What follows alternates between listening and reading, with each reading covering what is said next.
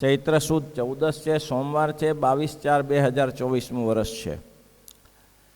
મહારાજ કે ભગવાનને સદા સાકાર જ સમજે, પછી ગમે તેવા શાસ્ત્ર વાંચે, વિચારે, મનન કરે, નિધિધ્યાસ કરે, તોય પણ એને કોઈ દિવસ કોઈનો ભાર ના આવે. ગમે તેવા વેદાંતના શાસ્ત્ર સાંભળે, ભગવાનના ભક્તને નિરાકાર સમજે નહીં. ભગવાનને સાદા સાકાર સમજે ને ભગવાનના ભક્તને નિરાકાર એમ સમજે તે ભગવાન વિના બીજો કોઈ જગતનો એક નક્કી કરી રખાય. આ જગતની ઉત્પત્તિ સ્થિતિને પ્રલય તેને કરનારો ભગવાન સિવાય કોઈ છે જ નહીં. વચનામૃત 74મું પ્રથમનું, એમાં મહારાજે ભગવદાનંદ સ્વામીના પ્રશ્ન પૂછ્યો છે. બહુ સરસ પ્રશ્ન પૂછ્યો છે કે ભગવાનને 78મા વચનામૃતમાં કે ભગવાનને જેવા નજીક બેસે, જેવો જે ભાર જણાય છે, તેવા ને તેવા દૂર જઈએ તોય તેનો ભય કેમ જણાય? ત્યારે મહારાજે આ પ્રશ્ન એને ઉકેલ્યો છે કે એક તો મહારાજને એવા જાણે જે આ પ્રગટ બિરાજે છે તે કેવા જાણે, તો કે ઉત્પત્તિ સ્થિતિને પ્રલયના કરનારા આ જ છે, એવો દ્રઢ ગાંઠ બંધાઈ જાય. અને એના સિવાય શું, તો કે એ આખા બ્રહ્માંડને ધારી રહ્યા છે એવા આ છે. એની મરજી સિવાય એક પાંદડું હલે એમ નથી. અહીંયા લખ્યું ને એક પાંદડું પણ હલવા તૈયાર નથી. અને એ કેવા છે, તો અણુ અણુમાં વ્યાપ્ત. આ 4 વાના મહારાજ કે દ્રઢ કરી રાખે. અને એ જ ભગવાન છે તે કેવા છે, તો કે જ્યારે ઘોડો ઉપાડી ચાલે ત્યારે ઘોડા ઉપર બેસે, છાંયો તડકો લાગે ત્યારે છાંયે બેસે છે, અંધારું થાય ત્યારે દીવો કરે છે. એવા ને એને ભગવાન છે. પણ સદા અક્ષરાધિપતિ પુરુષોત્તમ નારાયણ સદા સાકાર છે. જે અહીં દેખાય છે તે જ અક્ષરધામમાં બિરાજે છે. આવો દ્રઢ નિશ્ચય થઈ જાય. સમર્થ નથી ને જગતના કરતા બહુ સરસ કહ્યું. શું કહ્યું? બીજો કોઈ જગતનો કરતા છે જ નહીં એમ જાણે. ભગવાન સિવાય સૂકું પાંદડું ફરવાને સમર્થ નથી.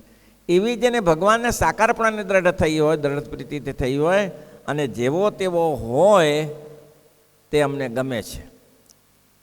પછી એને માટે શું? મહારાજ આગળ કહેવાઈ ગયું કે ભગવાનના ભક્તને જે સુખ દુઃખ થાય છે તે આજ્ઞા લોપે કરીને થાય છે. જે સુખ આવે છે પણ આજ્ઞા પાલન કરીને થાય છે, અને દુઃખ આવે છે તે આજ્ઞા લોપે કરીને થાય છે. શું કહે છે? એને માથે કાળ કર્મ ને માયાનો કોઈ હુકમ ચાલતો નથી. બોલો, આવી મહારાજે એને સ્વતંત્રતા આપી દીધી. જે ભગવાનનો ભક્ત છે, ભગવાનનો ભક્ત છે એની પ્રતીતિ શું? શિક્ષાપત્રી પ્રમાણે રહીએ. વર્તવા માટે શિક્ષાપત્રી કીધી, વર્તવા માટે શિક્ષાપત્રી કીધી. એ છે સર્વે સત્સંગીની નિધિ, એ છે સર્વે સત્સંગ. મહારાજ કે પહેલાંના સમયમાં જ્યારે દુર્વાસા ઇત્યાદિકને જ્યારે તકલીફ થઈ, અમરીશને, ત્યારે સુદર્શન ચક્ર રાખ્યું હતું. આ સમયમાં કેમ? મહારાજ કે આ કળિયુગ છે, કળિયુગમાં એક સુદર્શન ચક્ર ન ચાલે, 212 સુદર્શન ચક્ર અમે મૂક્યા છે. તો મહારાજ કે આ પ્રમાણે એને માથે કાળ કર્મ માયાનો હુકમ નથી. અને જો એને દંડ દેવો હોય તો ભગવાન પોતે દે છે. બોલો, કાલ માયા પાપ કર્મ જમદુ તો ભયામ્યમ શ્રી કૃષ્ણ દેવ શરણમ પ્રપનોસ્મિ સ પાતુમમ કંઠી બાંધી અને પંચવર્તમાન પાડીએ. પંચવર્તમાન દારૂ, જુગાર, માંસ, ચોરી, પરસ્ત્રી, સંગ, ગ્રસ્તાશ્રમી છે તેને નિસ્પૃહી, નિસ્નેહી, નિર્લોભ, નિષ્કામ ને નિસ્પ્રહી, આ પંચવર્તમાન સાધુને છે. હવે આ જે નિયમ પાડે તેના માટે કોઈ કાળ કર્મનો ભય નથી. ટળી ગયો ભય. જે પંચવર્તમાન સંતોના પંચવર્તમાન પાડે અને ગ્રસ્તોના પંચવર્તમાન પાડે, તેના માટે કાળ કર્મનો ભય નથી. એને દંડ દેવો તો અમે દઈએ છીએ. દંડ શુક્રા દેવો પડે? બોલો, દંડ દેવો શુક્રા પડે? ભગવાનને શુક્રા દંડ દેવો પડે? શું ઘનશ્યામ, દંડ દેવાનું હરવું ક્યાં? પંચવર્તમાન પાડે છે, ગ્રસ્ત પાડે છે, ત્યાગી પાડે છે, પછી દંડ દેવાની ક્યાં વાત છે? શુક્રા દંડ દેવો પડે? દંડ એટલા માટે દેવો પડે સામાન્ય ભૂલ થઈ હોય, મહત્વની ભૂલ નહીં. આ પંચ પૈકીની કોઈ ભૂલ નહીં, પણ એની સામાન્ય ભૂલ થઈ હોય તો મહારાજ કે એને દંડ દેવો પડે. તો એ સ્વયં ભગવાન દંડે છે. પણ એને કોઈ એવો કોઈ કાળ માયા કે કર્મનો કે જમદૂતોનો એનો ભય હોતો નથી. નાની મોટી આજ્ઞા ક્યાંક લોપાઈ ગઈ હોય, મહારાજે વર્તમાન આપ્યા છે. મહારાજે કીધું કે સાધુ પુરુષો એ સ્ત્રીઓ થકી 5 હાથ ઠેઠે ચાલવું, એની સાથે બોલવું નહીં, એની સાથે વાત ન કરવી, એના પ્રસંગથી દૂર રહેવું. પણ ક્યાંક એવા ભીડામાં આવી ગયા હોય ને કાંઈક એનો જોગ થઈ ગયો હોય પંચવર્તમાનમાં પડતા નથી, પણ ધન ના થવા એવું કરવું જ ન જોઈએ, જવું જ ન જોઈએ. એવા પ્રસંગે પણ કદાચ વ્યવહાર છે, વ્યવહારમાં જવું પડે તમારે, તો મહારાજ કે નાની મોટી આજ્ઞા લોપાય તો એનો દંડ દેનારા પોતે ભગવાન છે, બીજો કોઈ દંડ આપનાર એના માટે અધિકાર છે જ નહીં, કારણ કે પંચવર્તમાને યુક્ત છે, હુકમ નથી. અને જો એને દંડ દેવો હોય તો ભગવાન પોતે દે છે, પણ બીજા કોઈનો એના માથે હુકમ નથી ચાલતો. ધર્મરાજાનો હુકમ ના ચાલે, કાળનો હુકમ ના ચાલે, કર્મનો હુકમ ના ચાલે, માયાનો હુકમ ના ચાલે, ખયમ ધર્મરાજાનો પણ હુકમ ચાલે નહીં. કેમ? તો કે આગળ કહેવાય ગયું કે ધર્મરાજાનું સ્વરૂપ એના માટે કેવું છે? સૌમ્ય છે, બીભત્સ નથી, ચતુર્ભુજ રૂપે એનું સ્વરૂપ છે. ભગવાનના ભક્તને માટે તો ધર્મરાજાનું સ્વરૂપ આનંદકારી છે, દુઃખદાયક નથી. જગતના લોકોને ધર્મરાજાનું સ્વરૂપ કાળરૂપ છે, પણ ભગવાનના ભક્તને તો આનંદરૂપ છે, હુકમ નથી. એવી નિષ્ઠા ન હોય ને જો તો ત્યાગ વૈરાગ્ય યુક્ત હોય તો પણ તેનો અમારા અંતરમાં ભાર આવે નહીં. વૈરાગ્ય માળા કરી કરીને તૂટી જાય, અરે ઉપવાસ કરી કરીને મરી જાય તોય શું, પણ ગમે એટલા ઉપવાસ કરીને તૂટી જાય ને. ત્યાગ વૈરાગ્ય યુક્ત હોય. નિષ્કુળાન સ્વામી કે સ્નેહ નથી જેને નાથ શું રે, શું થયું કથતા રે જ્ઞાન. સ્નેહ નથી જેને નાથ થયું, શું થયું કથતા કે ત્યાગી વૈરાગી ને તપસ્વી રે. ત્યાગી હોય, વૈરાગી હોય, વરી જાય વરી ધરે વન જઈ ધ્યાન. મારા ઉદાસ કરે મન ફાવે. મહારાજ કે મારા કરે, જપ કરે, વ્રત કરે, પણ મહારાજ કે આવો જે ભગવાનની સાકારપણાની નિષ્ઠા ક્યારેય જવી ન જોઈએ. ભગવાન સદા સાકાર છે અને ભગવાનના ભક્ત પણ સાકાર છે. બીજું, મને મળી મૂર્તિ એ જ મારું સ્વરૂપ છે. મને મળી મૂર્તિ એટલા માટે તમે કાલે જે 74ની વાત આધારાનંદ સ્વામીને ગ્રંથની વાત કરી હતી, શ્રીપાદ દેવાનંદ સ્વામીએ કેટલી સરસ વાત કરી કે રામાનંદ સ્વામીએ આમ કહ્યું હતું કે અક્ષરાધિપતિ પુરુષોત્તમ, તેમ છતાંય હજી આપણે એ વસ્તુ વિચારમાં નથી આવતી. મોક્ષ જોતો હોય મહારાજે તો એવું, રામાનંદ સ્વામી તો એવું કહ્યું કે આ જે ભગવાન સ્વામિનારાયણ મળ્યા છે ને નીલકંઠ વર્ણી, એ અનંત જીવના ઉદ્ધાર ચપટીમાં કરી દેવા છે. ચપટીમાં જીવવાનું કલ્યાણ કરવા સમર્થ છે જે ભગવાન મળ્યા છે તે. પણ આપણે શું? આપણે રામાયણ સુધી, ભાગવત સુધી, કલ્યાણ તો ભાગવતથી જ થાય. પિતૃઓનો મોક્ષ કરવો તેનાથી થાય. તો પછી આ લખાયું શું કરે શાસ્ત્ર? મહારાજ કે વેશ બધા અલગ હતી. જ્યારે કૃષ્ણાવતારમાં હતું ત્યારે તે સમયે બરાબર હતું, રામાવતારમાં તે સમય બરાબર હતો. આ કળિયુગમાં મહારાજ આવ્યા છે, રોકડું કલ્યાણ આપવા આવ્યા છે. પરોક્ષની વાત નથી કોઈ, પરોક્ષની વાત નથી, રોકડું કલ્યાણ છે અહીંયા. જો ભજન કરી શકો તો મહારાજ કે ને કાર્યક્રમ હુકમ નહીં. એવી જે ત્યાગે વૈરાગ્ય યુક્ત હોય તો પણ એનો અમારા અંતરમાં ભાવ નથી. કોના ઉપર? ભગવાનને નિરાકાર સમજે, પછી ઉપવાસ કરીને તૂટી જાય, મરી જાય, કોઈ ચિંતા નહીં. જેને જે કરવું હોય કરે. આ કંઈ સમુદ્ર જેવો વિશ્વ છે જેમાં જેને જે ઈચ્છા હોય કર્યા કરે, પણ એનાથી અમારો ભાર ના આવે. જેના હૃદયમાં ભગવાનની એવી નિષ્ઠા અચળ હોય અને ગમે તેવો શાસ્ત્ર સાંભળે અથવા ગમે તેવો સંગ કરે, પણ પોતે જે ભગવાનના સાકારપણાની નિષ્ઠા છે તે ટળે નહીં. મહારાજને આમ ખટકી ગયું છે. કોઈ નિરાકાર કહે તો મહારાજ ઊભો થઈ જાય. સંતોને કહ્યું કે તમે તો શું કે કંઈ નાસ્તિક જેવા લાગો છો કે શું? મહારાજને નિરાકારની વાત ગમતી જ નથી. અને શું કરે આપણે નિરાકાર સમજવું? આવા ભગવાન પ્રગટ મળ્યા તો નિરાકાર સમજવાની ક્યાં છે? હજી એ લોકોના અનંતના કામ કરે છે. ભગવાનના ભાગતાના ભાગ્યાના વેરું ભગવાન છે. જે જ્યાં ઉપાધિઓ આવે તો ભગવાન એની ભગવાનના ભક્તની રક્ષા કરે છે. ઘણી જગ્યાઓ છે હાલની તારીખે કે ભગવાનના ભક્તને જ્યારે ઉપદ્રવ થતો હોય, હવે હાથ ધોઈ નાખે કે હવે આપણી પાસે કોઈ ઉપાય નથી, ત્યારે ભગવાન આવી જાય છે. અદૃશ્ય રૂપે આવી જાય છે, તમને દેખાતા નથી, પણ ભગવાન તમારી રક્ષા કરે છે.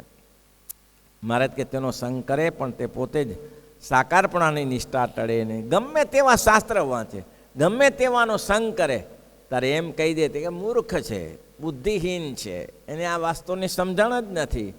અને સંતો આ જગતમાં મોસ્ટ ઓફ નિરાકારવાદીઓ છે. મોસ્ટ ઓફ નિરાકાર. મોટા મોટા કથાકારો એમ કહે છે, એક કથામાં હું ગયેલો હતો, એમાં એક ભૂદેવ કથા કરતા હતા, એને વાત કરી કે જુઓ ભગવાન તો નિરાકાર છે. કેવી રીતે એનું દર્શન સરસ આપ્યું એને. જેમ કે માટી છે તો માટીમાંથી રમકડા બનાવ્યા તો બધા સાકાર થયા. માટીમાંથી રમકડા બનાવ્યા, કઠપૂતળી બનાવી, ગાય બનાવી, ભેંસ બનાવી, ઘોડું બનાવ્યું, ગધાડું બનાવ્યું તો બધા સાકાર થયા. પછી એની એટલી ખબર પડતી નથી કે માટી જ સાકાર છે, માટી ક્યાં નિરાકાર છે. સાકાર હતું ત્યારે સાકાર થયું. માટી નિરાકાર છે, માટીનો કોઈ આકાર નથી. અને મહારાજ કે સ એક સત. ભગવાન જ્યારે સૃષ્ટિ કરવાનો સમય થયો ત્યારે સૃષ્ટિ સામે જોયું તો ભગવાનની એક જ આંખ જ હતી. કાન નહોતા, હાથ પગ નહોતા. એક આંખવાળો કોઈ હોઈ શકે? તો કે ભગવાન સ ઈક્ષત એમ કહ્યું ત્યારે ભગવાનને હાથ પગ બધું છે, એક આંખ હોય એવું નથી, એક જ આંખ હોય એવું શક્ય નથી. ભગવાનને બધા અવયવો છે. ગમે તો શંકરે પણ પોતે જે ભગવાનના સાકારપણાની નિષ્ઠા તે ટળે નહીં. અને તેજના બિંબ જેવા નિરાકાર ભગવાનને કોઈ દિવસ સમજે જ નહીં. તેજના બિંબ જેવા. બસ ઘણી જગ્યાએ ઓમ ચિતરેલું હોય છે, ઓમ. બસ ઓમનું ધ્યાન કરો, પણ એ આખરે તો સાકાર જ થઈ જશે. આખરે તો સાકાર જ થઈ જશે. તેજનો જે ઓમકારનું ધ્યાન કરશો તોય બસ ખાલી ઓમ ચિતો. ઘણા લોકો નિરાકારને માને છે. ખાસ કરીને એને શું કહે છે, નીરવ પંથની પણ એ જોગ શીખાડે છે કે બસ તમે આ રીતે. ઘણી જગ્યાએ ચાલે છે એના ક્લાસો. એમાં એ આ જ શીખાડે છે, તમારા આત્મા સામે જુઓ, તમારા આત્મા સામે નજર રાખો. જે છે એ અંદર જ છે, બહાર કંઈ છે જ નહીં. જેને ભગવાન કહો છો એ આત્મા જ છે. આવું જ્ઞાન અપાય છે ઘણી જગ્યાએ. પશ્યંતી કે એવું કંઈક છે ખરું, વિપસ્ય. એનું ધ્યાન કરે છે. શું પણ એનાથી ફાયદો શું? કદાચ માનો શાંતિ એ થતી હશે, નહીં થતી હોય એમ નહીં. આત્મા તરફ લક્ષ્ય રાખીને બેસે. એક ભાઈ કહેતા હતા કે સ્વામીજી અમે નીરવ માર્ગમાં છીએ, અમારે એન્ટ્રી બહુ ના મળે અંદર. અમારે એન્ટ્રી અંદર મળે નહીં. ખાસ સિદ્ધ થયેલા પુરુષોને એન્ટ્રી મળે. અમે એન્ટ્રી મળ્યા પછી અંદર 8-8 કલાક અંદર રહીએ, બસ મસ્તીમાં રહીએ. મેં કીધું અંદર કાંઈ કરવાનું ખરું? ના, કંઈ નહીં, બસ આત્મા સામે જોયા કરવાનું, આત્મા સામે જોયા કરવાનું. અને મેં કીધું 8 કલાક કાઢી નાખવાના એમને? તો કહું 8 કલાક. મેં કહું આત્મા સામે જોવાનું, કંઈ દેખાણું, કંઈ ખારું ખાટું કંઈ દેખાણું? આત્મા દેખાણું? ના દેખાય કંઈ નહીં. કે મેં કીધું પ્રકાશ જેવું કંઈ દેખાણું? પ્રકાશ ન દેખાય. જોયા જ કરવાનું, જોયા જ કરવાનું, જોયા જ કરવાનું. મેં કીધું એનું ફળ શું? તમે જોયા કરો એનું તમને ફળ શું મળે? તો કે કંઈ નહીં, પણ લોકો રાજી થાય ને. કે પછી બહાર આવ્યા પછી પગે લાગે, ઓ આ મહાપુરુષો છે. મેં કીધું તમારી પ્રશંસા કરવા માટે 8 કલાક બગાડવાના? તમારી પ્રશંસા કરવા માટે 8-8 કલાક તમને ભરાઈ રહેવાનું? જેમ ઢોરાને પૂરી રાખ્યા હોય તેમ. કોઈનો અર્થ ખરો?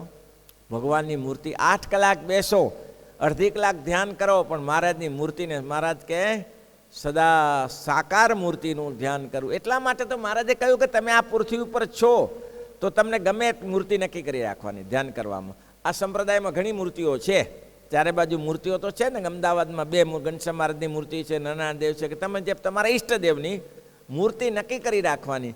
જ્યારે જ્યારે ધ્યાન કરો ત્યારે એ જ મૂર્તિનું ધ્યાન થાય. ઘણા મોટા ઘનશ્યામ મહારાજને ધ્યાન કરતા હોય છે. પછી ગમે તે દર્શન કરવા જાય, દેશ વિદેશમાં જાય, દર્શન કરે, પણ પછી મૂર્તિ એક જ રાખે સામે. એક મૂર્તિની અંદર સ્થિરતા રાખે, એનાથી સુખ થાય. કેમ? તો કે જ્યારે જોયું ત્યારે મૂર્તિ સામે તરવી રહી વળે. બસ અવિનિષ્ઠા જાય નહીં મહારાજ કે ગમે તે. અને તેજના બિંદ જેવા નિરાકાર ભગવાનને કોઈ દી સમજે નહીં.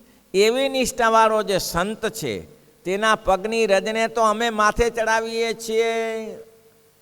એના પગની રજને તો અમે માથે ચડાવીએ છીએ. એટલા માટે કહ્યું દૃષ્ટવા પ્રષ્ટવા નતાવા કૃત પરિચરણા ભોજિતા પૂજિતા વા સદ્ય પુંસામ ઘૌઘમ બહુજનિ જનિતમ ઘ્નંતિ જય વૈ સમૂલમ પ્રોક્તા કૃષ્ણેન જેવા નિજ હૃદય સમાન જત્પદે તીર્થ જાતમ માત તે સંપ્રસંગાત કિમિહનનુસતામ દુર્લભમ સ્યાત્મ મુક્ષો. અરે મહારાજ કે એવા સંતની કોઈ સેવા કરે, એનો કોઈ સ્પર્શ કરે, એને કોઈ જમાડે, એને કોઈ ખેસ અર્પણ કરે, એની કોઈ ચરણ રજ માથે ચડાવે તો મહારાજ કે એ રજમાં મોટી તાકાત છે. એવા જે સંતોની સેવા કરે છે એના રજને મહારાજ કે અમે માથે ચડાવીએ છીએ.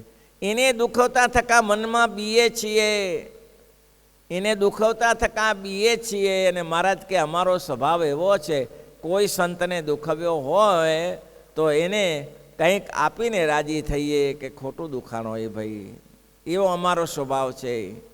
મહારાજ કે એટલા માટે તો કહ્યું ને કે તમારા જેવા સંતો મહારાજ કે બ્રહ્માંડમાં ક્યાંય નથી. સુખ તમારી પાસે છે. મેં 2-4 દિવસ પહેલાં કહ્યું હતું ને, મહારાજ ગયા પહેલાંને ઘરે ખાવાનું ઠેકાણું ન પડ્યું. સંતો ગામને પાદર વડલાનું વૃક્ષ હશે, ભિક્ષા માગી લાવ્યા અને ત્યાંથી કંઈ ત્રાખલા ભેગા કર્યા, લાકડા ભેગા કર્યા ક્યાંથી જંગલમાંથી, ને પછી ભઠ્ઠો કર્યો. ભઠ્ઠામાં બાટી લોટ લોહીમાં બાટી બનાવીને બાટીને પાણી જમ્યા. મહારાજ કે જમીને સંતો આરામ કરતા હતા. મહારાજ કે શું થયું સંતો? કંઈ હા મહારાજ પતી ગયું ને. શું લાયા? ભિક્ષાવૃત્તિ લાયા, લોટ મળ્યો અને આ બાટી બનાવી, સરસ જમ્યા. મહારાજ કે ઓહો હો હો, કઈ છે? કાંઈ છે? આ જગત ઉપાધિ કરીને મરી જાય, તૂટી જાય. આ જગત ઉપાધિ કરીને તૂટીને મરી જાય. રાત્રિ દિવસ મજૂરી કરે, ખેતી કરે, મકાન બાંધે, તોય રોટલો જ ખાય છે, તોય રોટલો ખાય છે. અને તમે જો એ શાંતિથી ભિક્ષા લઈ આવ્યા અને જમ્યા. હવે કોઈ બ્રહ્માંડમાં તમારા જેવું સુખી છે? મહારાજ કે સુખ બધું તમારા ચરણમાં રહ્યું છે. મહારાજ કે એવા સંત સદા શુભમતી, એવા સંત સદા